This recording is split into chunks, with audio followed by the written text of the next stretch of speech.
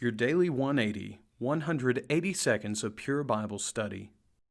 Thank you for being with us today for this, your Daily 180 Bible study. We're looking at James chapter 4, verses 1 through 6, and I want you to look specifically at verse number 4 today. I want you to understand when you are living a life dominated by worldly pleasure, when you're living a life that is committed to following the systems and the philosophies of this world, that it is tantamount to infidelity. Look at verse number 4. Adulterers and adulteresses, or in the original language, it was just adulteresses.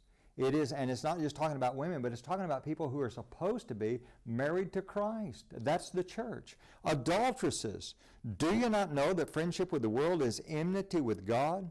Whoever therefore wants to be a friend of the world makes himself an enemy of God. I'm not the kind of person that goes around picking a fight, but I'll tell you this, if I was, there are just certain people I would not pick a fight with, and God is one of those people. And when we decide that we're going to commit ourselves to the systems of this world, that we're going to follow the philosophies and the patterns and seek the pleasures of this world, we've made ourselves an enemy of God. Now, there's certain people I don't ever want them to be my enemy, and God is certainly in that category.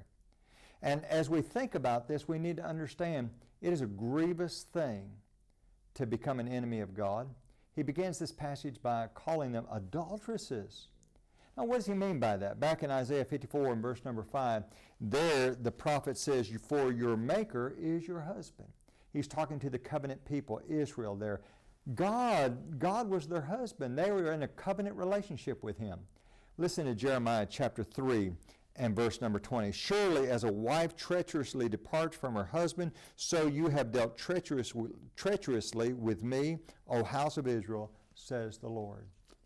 You know, and this is I want to be sensitive with this, but here's the reality.